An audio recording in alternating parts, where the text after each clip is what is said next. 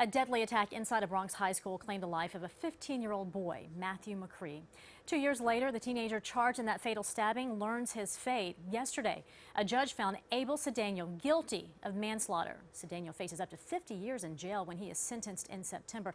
But this morning, we are joined by Matthew's mother, LOUANA Dennis, and her attorney, Sanford Rubenstein. Thank you both for being with us.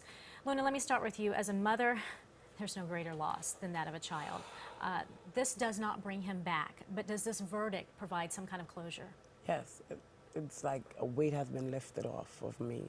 You know, weight I've been carrying around for almost 2 years, not knowing what the outcome would have been. But yesterday, I got the outcome I wanted, justice. Sanford, let me talk to you for just a second, because there is a lot in this trial that's centered on bullying.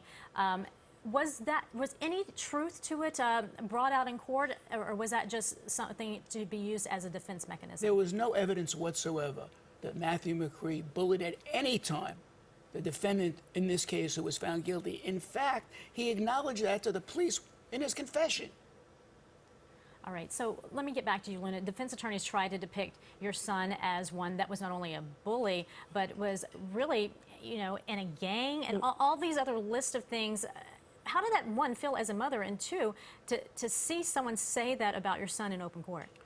It upset me, like, really, like, what I got out of it is, I don't know if it's like a racist thing, like everybody black is gang members, or if you're black, you don't come from nowhere, or you don't have anything, you don't do nothing basically but join gangs.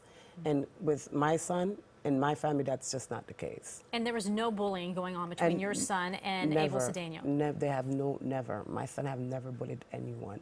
And that includes Abel Cedeno.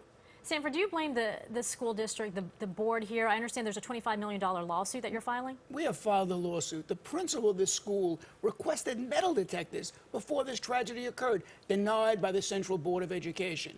The school classroom, the testimony at the trial, it was out of control. The teachers were not controlling the classroom, and there was a failure to enforce the Dignity for All Students Act. Perhaps the defendant was bullied by others in the school. Nothing was done. His mother complained the school did not follow state law. So you're saying there may have been bullying that took place, but you're saying it did not happen with your son? No, because it's impossible. My son was 15, Abel was 18. There's no way on earth is that ever possible. Abel was supposed to have been gone 2 years prior to the killing of my son. So if Abel was ever being bullied, all his bullies already left the school. The claims of bullying, you know, and racism and calling him a gang member was an attempt to dirty up the victim. This judge didn't buy it. He was a smart judge, and he did the right thing in finding this defendant guilty of all charges. Very quickly, how do you want your son remembered? My son was a loving person. My son loved school. He loved his education, was like his first priority. My son average was nothing lower than a 98. My son attendance was 100%. He was loving. He loved his friend. He loves his family. He was just a loving kid. Like, I will never get that back. That's never. I'm sorry for your loss. Thank you for joining us, you both. And of course, we'll continue to follow this as the sentencing takes place in September, facing up to 50 years in prison, in fact. That's correct. All right. Thank you.